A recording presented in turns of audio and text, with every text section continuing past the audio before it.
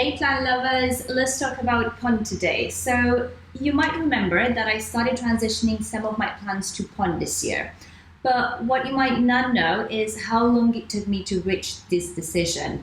I was worried about the transition period. It can be quite lengthy, but also the cost. But after many hours of very heavy internet research, I made the jump. So here's my journey.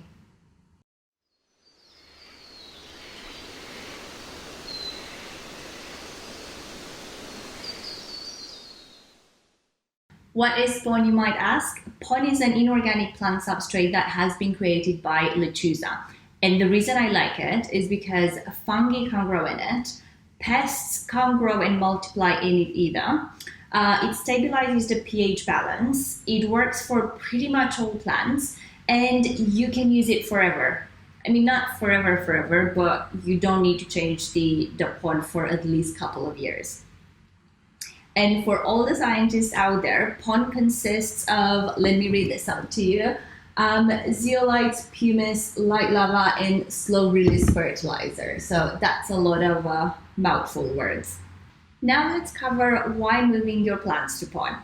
First, I want to say that not all my plants are in pon at the moment. And that's because this is not a transition that you want to jump full in and do it in mass. Just start small and take it from there. I wanted to move to pon because I live in a very warm flat, and because of the heat, the soil tends to dry quite fast. And if you have hundreds of plants like I do, I know some of you have in the thousands, you know how long it takes to water your plants. Pon does remain moist for a longer period than regular substrate, and my tropical plants absolutely love it. Now let's chat transitioning. I was worried originally about the transition process, so I started small just with a couple of plants, and so far, luckily, I haven't had any casualties. My first plants to transition were a few Hoyas, a couple of philodendrons, alocasia, and anthurium. I started by removing the plants from their pots and just gently cleaning as much dirt as I could from their roots. You don't have to have them squeaky clean, so don't spend a huge amount of time on this. But I do take this opportunity to check the roots and make sure they're healthy. Once this bit was done, I started placing some pon in the planter so that the roots rest on it like this. And then I started adding more until the roots are covered and the plant is just fully secured in the pot. It's pretty easy and straightforward. Next steps is watering your newly potted plant. If you're using self-watering pots, just like this one, also from Lechuza, don't fill the reservoir in the first couple of weeks. Just water like you'd normally do with soil. This is because the roots of the plant need to grow into the reservoir first. You can tell when it's time to water your plant because the pon will slightly change the color. It will look slightly lighter than just straight after you water. And you can also test the moisture in the pon with your fingers like you would do it with soil.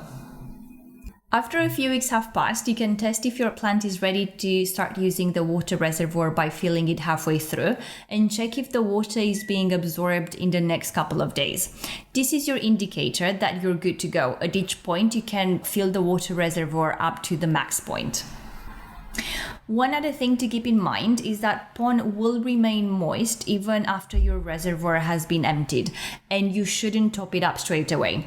A dry phase is what Lechuza recommends in between topping up the reservoir, and this depends on your plant environment, but it should be basically between 2 to 10 days. I also have few plants in pon in regular nursery pots. It's not really necessary to use self-watering pots with pon.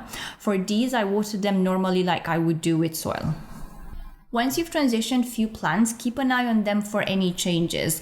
Not all plants will be happy in pon straight away, and it might take some time to adjust.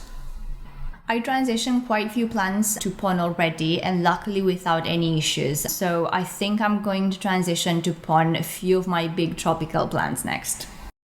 Hope this helped and answered some of your questions about pon. If you have any other ones, please let me know in the comments below.